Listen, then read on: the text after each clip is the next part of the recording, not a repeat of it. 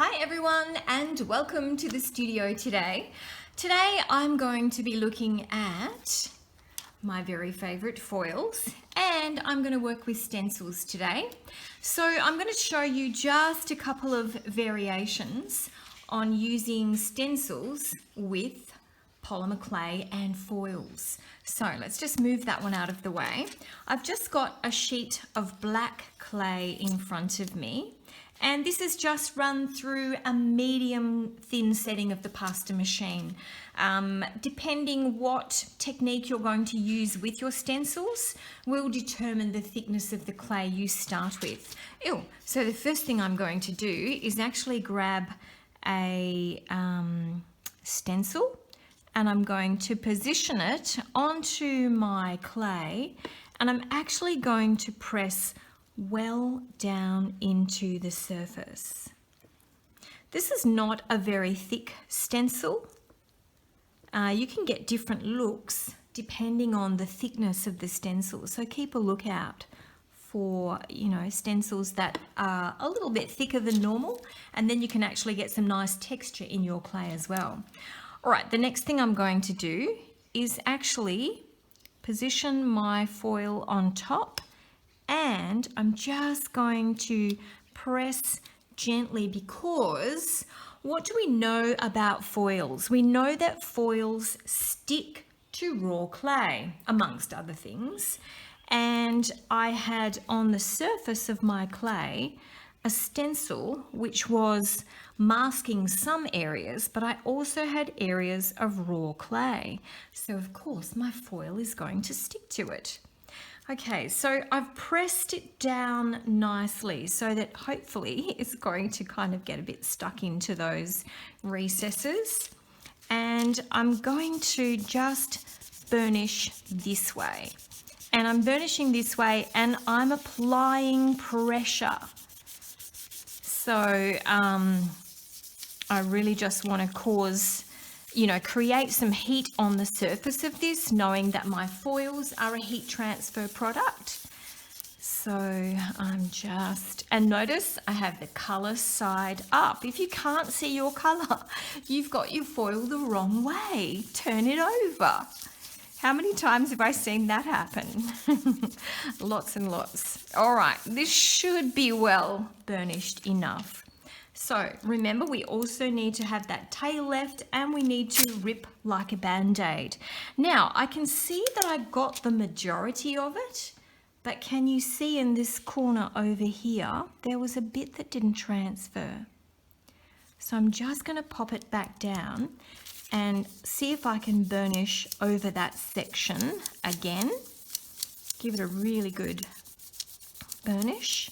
And remember, you will burnish in whatever way is easiest for you. Remember, there are many different ways you can do this.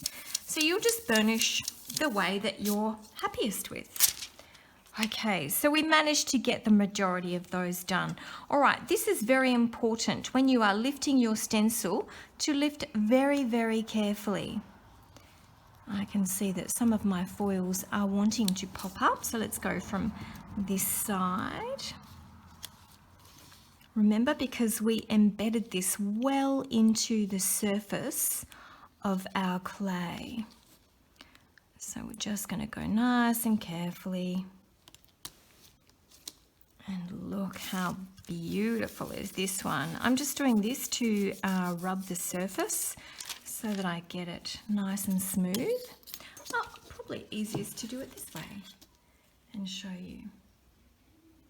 I hope you can see that. It's just such a gorgeous way of doing things.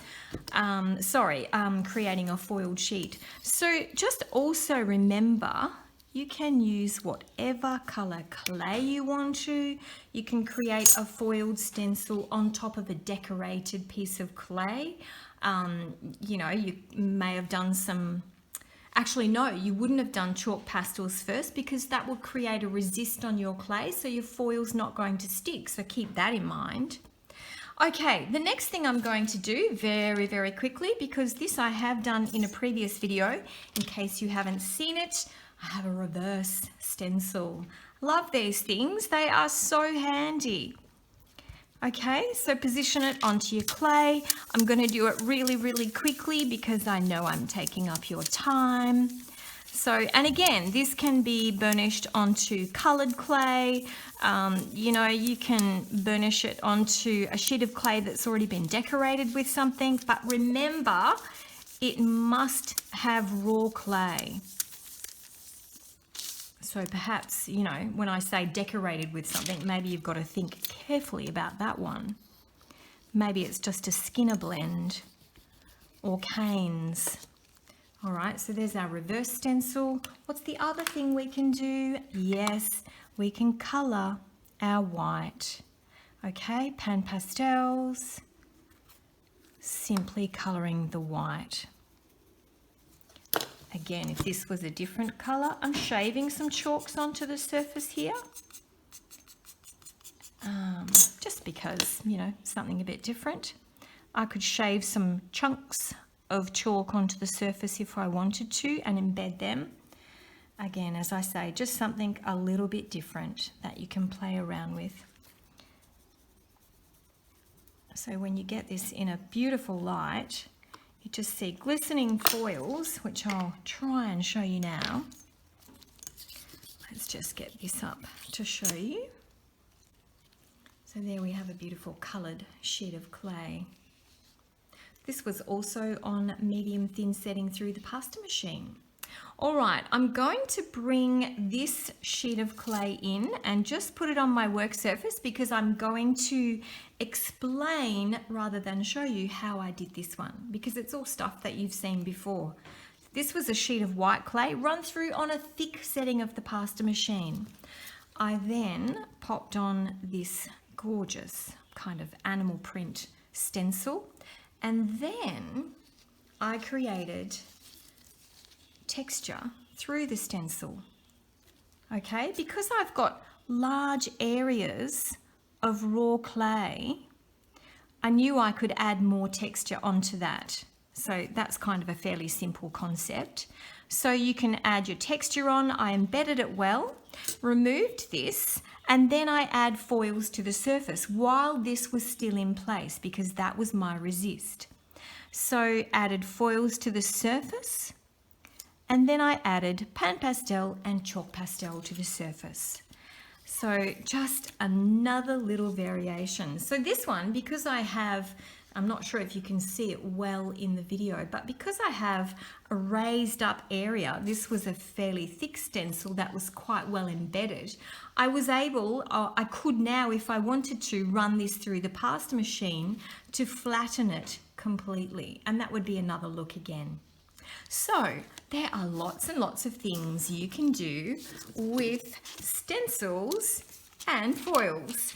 So have some fun playing, come up with some other variations. I know there are lots and lots more variations of using stencils and foils together. So have a play, and I really want to thank you for joining me today. Bye for now.